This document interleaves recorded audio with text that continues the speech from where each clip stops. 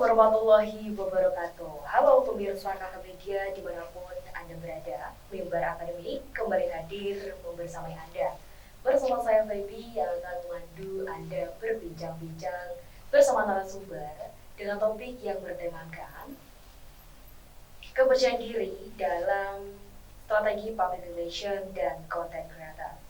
Yang perlu diketahui pemirsa bahwasanya kepercayaan diri merupakan salah satu skill maupun keterampilan yang wajib dikembangkan oleh seorang content creator. Dan untuk pengembangan content creator dibutuhkan juga untuk skill berbicara yang profesional. Maka dari itu, pada episode kali ini kita akan belajar bagaimana cara menumbuhkan rasa kepercayaan diri dan juga melakukan konten sesuai niche kreatornya. Pada saat ini sudah bersama saya narasumber dan dosen public relation yang berdiri sekaligus seorang content creator yang pastinya sangat expert pada bidangnya. Langsung saja kita sapa. Selamat datang Ibu Rizky. Selamat datang kembali. Terima kasih atas undangannya, Mbak. Terima kasih Bu Rizky sudah mampir ke sini. Bagaimana kabarnya pada hari ini? Alhamdulillah baik. Untuk perjalanan kemarin sendiri gimana Bu? Lancar meskipun dari rumah agak gerimis ya. Ya, gerimis soalnya cuaca sekarang lagi nggak tentu ya Bu ya. Oke, tapi sebelum kita berbicara lebih detail mengenai tema kita pada hari ini, saya ingin tahu bagaimana pandangan Ibu mengenai seberapa besar pengaruh respon sosial terhadap rasa percaya diri seseorang saat berbicara di depan banyak orang. Baik, bicara mengenai seberapa besar respon sosial terhadap kepercayaan diri seseorang, sebenarnya kalau kita sebut seberapa besarnya, kita tidak bisa mematok secara angka ya Mbak ya. Tapi melalui pengamatan saya, apabila respon sosial itu ada dua, ada positif dan negatif. Respon sosial yang positif tentu memberikan dampak yang powerful untuk public speaker tersebut. Biasanya kita itu lebih cenderung diapresiasi secara positif ya kan, sehingga self-esteem kita meningkat. Nah, tapi ketika kita diberikan respon yang negatif, misalnya kritik, karena mungkin teknik public speaking kita yang kurang bagus atau kita kurang apa, biasanya kita jadi berkecil hati. Nah, berkecil hati itu yang kemudian kalau tidak kita kelola bisa mengurangi kadar percaya diri kita, bisa overthinking berlebihan sehingga mengurangi produktivitas kita sebagai public speaker atau sebagai influencer dan juga content creator. Seperti itu ya. Jadi memang harus dibutuhkan strategi dalam mengerjakan sebuah konten berarti. Betul sekali. Oke, jadi sebelum kita beralih ke topik lebih lanjut, kami akan kembali sesaat lagi.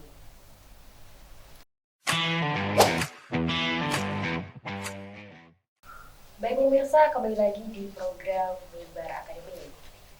Kita lanjutkan untuk pembahasan selanjutnya, yaitu bagaimana kita mengembangkan rasa kepercayaan diri.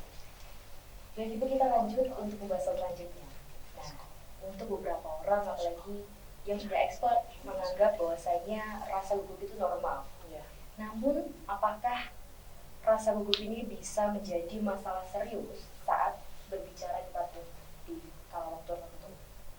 Oke, bicara soal gugup ya, sebenarnya kalau dalam buku Public Speaking in Mastery Action karya Oke Ojanto, seorang tokoh public speaking yang sudah terkenal dan sudah expert, beliau mengatakan ada beberapa hantu dalam public speaking. Hantu itu adalah rasa takut dan gugup diantaranya. Rasa gugup itu sebenarnya manusiawi ya, karena setiap manusia itu tentu punya rasa khawatir, rasa gugup juga ada, dan juga rasa cemas atau kalau bahasa kerennya kita bilang anxiety. Jadi tiga hal ini bisa menjadi momok yang luar biasa dan juga bisa mempengaruhi produktivitas public speaker ketika public speaker tidak bisa mengendalikan, kurang bisa mengendalikan emosi, terus kemudian kurang bisa mengendalikan emosi dan juga kekhawatiran. Makanya perlu ada tahapan-tahapan khusus yang dipersiapkan oleh public speaker saat dia sebelum menyampaikan pesan kepada audiens. Seperti itu. Nah, cara-caranya seperti apa? Itu bisa dimulai dengan menarik nafas yang lebih dalam saat sebelum bicara gitu. Karena apa? Dengan kita menarik nafas yang panjang, kita seolah memberikan waktu yang terjeda sejenak untuk kita bisa lebih rileks. Kalau kita lebih rileks itu otak juga bisa santai. Karena kadang gini, kita itu di otak udah banyak hal yang mau kita sampaikan ya, tapi kemudian mulut kita tuh nge-lag gitu loh Mbak, istilahnya apa ya, jadi kalau orang Jawa bilang kami sosolan, ya kan? Pernah dengar ya idiom kami sosolan itu? Jadi ketika di otak sudah jalan tapi bibirnya keluh, kayak gitu. Nah, itu yang perlu dilakukan adalah pertama, itu tadi menarik nafas panjang, kemudian relaksasi untuk bisa mengatasi gugup. Dan itu memang harus belajar untuk dikendalikan, seperti itu. Itu luar biasa. Nah, dari pengalaman diri sendiri, apakah ada strategi yang ampuh untuk meningkatkan rasa kepercayaan diri? Oke, sebenarnya kalau percaya diri itu adalah modal utama bagi siapa saja, tidak hanya untuk public speaker atau untuk influencer ya. Karena begini, ibaratnya kalau kita mau ngegambar ya Pak Bibi ya, kita mau ngegambar itu kan kita perlu modal. Biasanya kita mau nulis, mau gambar atau bikin sketsa, kita kan perlu namanya pensil. Ya, itu adalah modal utama kita, pensil ya. Tapi pensil itu tidak akan bisa kita pakai untuk menggambar atau membuat tulisan yang indah kalau tidak diruncingkan, tidak dirawat. Sama halnya dengan percaya diri. Nah, percaya diri itu bahan bakar atau modal utama dari seorang public speaker. Kalau tidak dilatih, PD-nya tidak dilatih, tidak diruncingkan, ya berarti kita tidak bisa untuk menyampaikan dengan baik, seperti itu. Jadi memang pertama PD itu cara mengenalinya adalah kita harus tahu apa sih kemampuan kita, itu apa sih kompetensi kita dan juga kelebihan kita, seberapa value kita gitu. Terutama kalau sekarang konteksnya adalah konten kreator itu kan punya niche tersendiri ya, masing-masing punya niche-nya. Ada yang dia suka di bidang fotografi, kemudian ada yang suka membahas tentang lifestyle, traveling, kuliner, dan berbagai jenis niche yang lain yang ada. Nah, itu kita perlu kenali, saya tuh bakatnya di mana, sehingga percaya diri kita itu bisa optimal karena kita menguasai bidang tersebut, karena kita paham tentang dunia itu, tentang niche itu. Gitu. Jadi percaya diri bisa dilakukan dengan mengenali potensi diri lebih dulu. Gitu. Jadi kalau berlebihan, terlalu percaya diri juga tidak baik ya? Iya, tentunya segala sesuatu yang kalau berlebihan itu tidak baik ya. Gitu. Mau percaya diri atau apapun sebenarnya kurang baik juga, karena biasanya gini, kalau kita terlalu over confidence, kita terlalu pede, itu bisa jadi blunder buat diri kita sendiri. Gitu. Kebanyakan konten kreator itu kalau sudah terlalu over confidence biasanya ya itu seperti ada star syndrome. Nah, star syndrome itu biasanya karena sindrom bintang lah ya kalau secara ini. Tapi star syndrome itu biasanya diawali karena rasa percaya diri berlebih, merasa sudah mendapatkan apresiasi positif yang banyak dari sekitar, sehingga konten kreator tersebut atau public speaker tersebut jadi mulai hilang rasa kepekaan terhadap sosial gitu loh. Jadi merasa, wah dirinya sudah bagus banget. Kadang lupa menjejak daratan, istilahnya seperti itu. Banyak juga berarti. Iya. Oke, kita lanjut lagi di masalahnya. Apakah Briski ini melihat perubahan dalam cara orang mengatasi rasa gugup ya seiring berjalannya perkembangan zaman sekarang juga teknologi semakin maju ya? Iya. Apakah ada perkembangan? Jika iya, bagaimana caranya? Jadi gini, kalau untuk mengatasi gugup ya Mbak ya, kita kan sekarang memang hidup di era yang serba canggih, arus digital dan teknologi juga luar biasa masifnya. Jadi untuk mengatasi gugup itu kita bisa banyak belajar dari sekitar. Dari sekitar ini juga maksudnya kita itu kan sekarang kita kalau melihat konten, kita juga bisa belajar dari situ cara orang berbicara itu seperti apa. Kalau dulu misalnya kita itu hanya belajar public speaking atau belajar bicara hanya melalui kelas-kelas tertentu saja, yang mungkin di ruangan tertentu dengan jumlah tertentu dan juga dengan biaya yang cukup besar. Nah, sekarang ini kita bisa banyak belajar melalui konten-konten sosial media yang banyak dilakukan langsung oleh para influencer atau public speaker itu.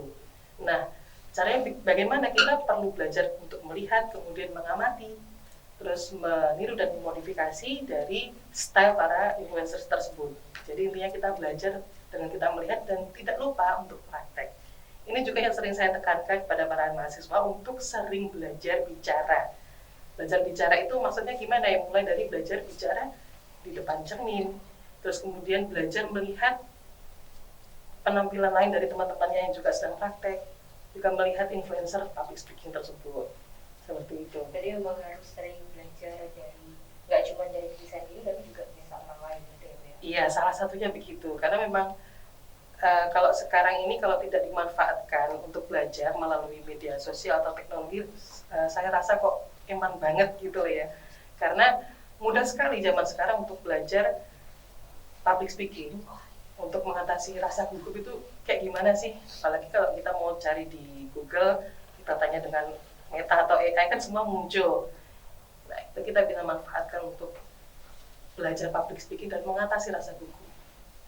Kalau ini pertanyaan pribadi, kalau misalkan ibu pernah mendengar oversharing, itu apakah ada sangkut pautnya? Oversharing itu kita lebih ini ya, biasanya orang-orang yang ekstrovert biasanya. Orang ekstrovert itu lebih cenderung hilang kontrol. Biasanya kalau ketemu orang yang sudah cocok atau misalnya ketemu dengan good listener. Nah, oversharing ini kalau misalnya kita share kepada orang dalam bentuk yang positif juga oke-oke saja, tidak masalah. Mungkin justru bisa menginfluence orang lain, ya kan? Tapi akan menjadi masalah kemudian ketika yang kita oversharingkan ini sudah melampaui ranah privasi kita. Nah, itu yang perlu kita perhatikan. Kadang kita nggak sadar ya kan, gitu. Jadi baiknya teman-teman bisa memilih dan memilah mana yang perlu kita sharingkan kepada orang lain dan yang tidak. Seperti itu. Baik Ibu, kita lanjut ke pembicaraan selanjutnya. Nah, terus bagaimana Ibu Rizky kan pasti seorang konten kreator sering sekali bikin konten. Nah, konten itu pasti kan juga selalu up dan juga pasti FYP lewat orang-orang. Nah, bagaimana Bu Rizky ini menyikapi reaksi audiens ketika konten ibu itu FYP ke berbagai daerah? Soalnya kadang kan di berbagai daerah pasti memiliki respon yang beragam. Itu menurut Bu Rizky menyikapi seperti apa? Begini, kalau FYP itu kan sebenarnya di luar kendali kita ya, karena itu permainan algoritma dari sosial media ya kan. Nah, yang biasanya saya lakukan ya saya tetap fokus pada konten saya. Memang tidak bisa kita memungkiri ada pro dan kontra. Orang merespon juga beragam dan kita juga tidak bisa memaksakan respon orang lain terhadap konten kita, gitu loh. Yang perlu kita perhatikan adalah misalnya konten kritik atau misalnya komenan netizen itu sekiranya bisa membantu untuk membangun konten kita menjadi lebih baik, masukan yang positif tentu kita dengerin. Tapi kalau yang udah masuk ke hate speech atau komen-komen julid, baiknya ditinggalin aja gitu loh. Yang penting kita tetap evaluasi, juga kita itu tadi perhatikan batasan-batasan mana yang perlu kita sharing dan tidak. Berarti untuk batasan juga, selain itu juga buat bahan eval ya? Iya, tentunya begitu. Jadi untuk pembahasan di bagian kepercayaan diri banyak sekali yang bisa diambil. Pemirsa, dimulai dari rasa gugup yang bisa disebut normal dan juga cara atau strategi untuk penyelesaiannya. Nah, terus juga untuk para konten kreator yang udah terjun juga termasuk bagaimana menyikapinya pun juga harus dibuat batasan dan juga untuk pembelajaran. Baik pemirsa, setelah ini kita akan lanjut ke pembahasan di bagian konten. Kami akan kembali sesaat lagi.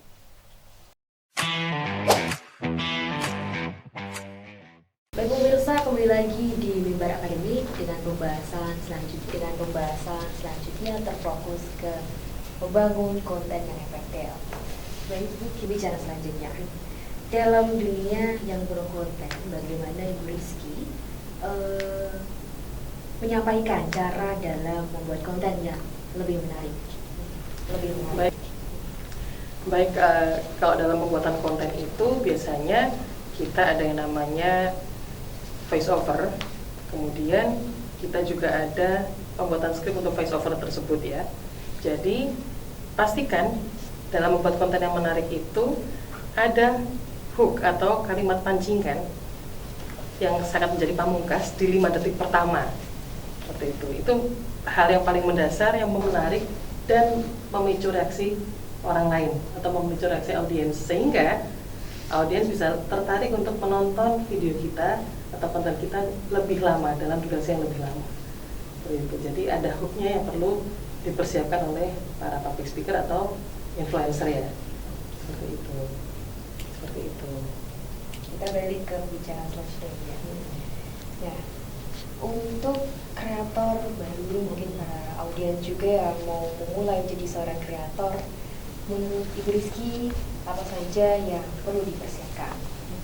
Yang perlu dipersiapkan dalam membuat konten itu adalah bagi kreator pemula tentunya harus rajin berlatih. Karena kunci utama dari konten yang berhasil sebagai konten kreator adalah memang harus sering-sering berbicara. Berbicara ini bisa dimulai dari berbicara di depan kaca, kalau misalnya lagi nggak ada orang, atau mungkin dengan membuat video sendiri di HP, kemudian kita evaluasi. Mungkin gagapnya di mana sih, atau mungkin kurang pasnya di mana. Nah, dari situ itu yang perlu dipersiapkan. Kemudian juga semakin memperbanyak materi atau wawasan di bidang yang kita sukai. Misalnya teman-teman suka atau ingin membangun konten dengan niche traveling atau kuliner, jadi perbanyak literasi di bidang tersebut. Seperti itu Mbak Bebi.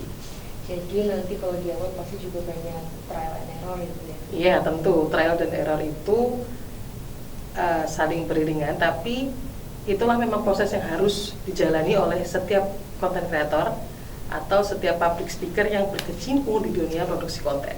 Jadi merupakan hal wajar kalau tidak ada kegagalan. Iya, karena ibarat tadi pensil tadi, seperti yang saya sebut, pensil itu juga mungkin suatu ketika bisa patah, kemudian bisa kita raut kembali, kita runcingkan kembali untuk bisa kita gunakan untuk menulis dan menggambar.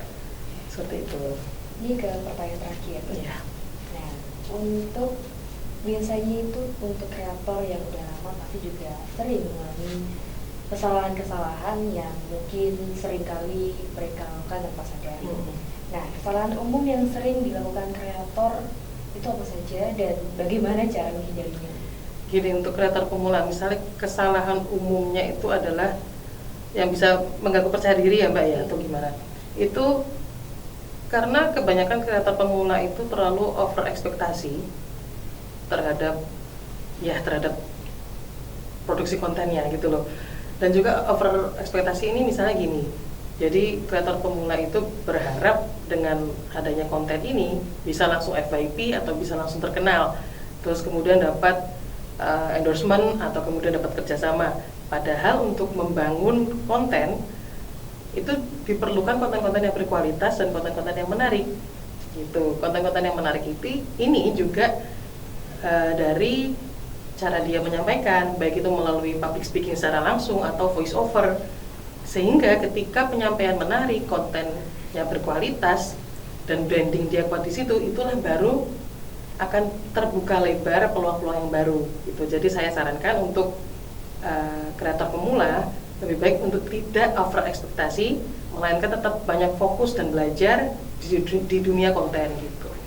Jadi harus selain fokus pada kontennya harus memiliki rasa yang tidak boleh menyepadankan dengan kreator lain mungkin ya.